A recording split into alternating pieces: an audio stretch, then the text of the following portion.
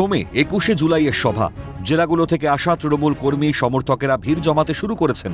উৎসাহী কর্মী সমর্থকদের রাখা হয়েছে নেতাজি ইন্ডোর স্টেডিয়াম সহ একাধিক জায়গায়। শাসক দলের কর্মী সমর্থকদের ভিড় শহরের একাধিক জায়গা থেকে 21শের মূল সভাস্থলের দিকে যাবে।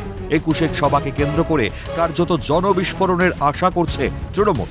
সূত্রের খবর, উত্তর থেকে দক্ষিণ, পূর্ব থেকে পশ্চিম শহরের সব প্রান্ত থেকে মিছিল ধর্মতলামুখী হবে। তৃণমূল কর্মী সমর্থকদের মিছিল শিয়ালদহ স্টেশন থেকে ধর্মতলামুখী হবে।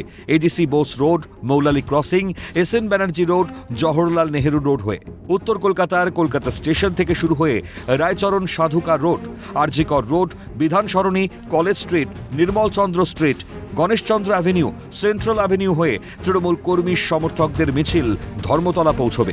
21শে জুলাইয়ের সভাকে কেন্দ্র করে হাওড়া স্টেশন থেকে তৃণমূলের মিছিল ধর্মতলামুখী হবে Howrah bridge, Brabourne road, Indian exchange, Poddar court, central avenue ধরে। তৃণমূল কর্মী সমর্থকদের জমায়েতের জন্য বেছে নেওয়া হয়েছে দক্ষিণ কলকাতার হাজরা মোড়কে। হাজরা মোড় থেকে মিছিল শুরু হয়ে ভবানীপুর, এক্সাইড মোড়, পার্ক স্ট্রিট হয়ে ধর্মতলা পৌঁছবে। Park Circus, Mullick Bazar, Moulali crossing, SN Banerjee road হয়ে ধর্মতলার ভিক্টোরিয়া হাউস চত্বরে পৌঁছবে তৃণমূল কর্মী সমর্থকদের মিছিল। ক্যালকাটা নিউজ।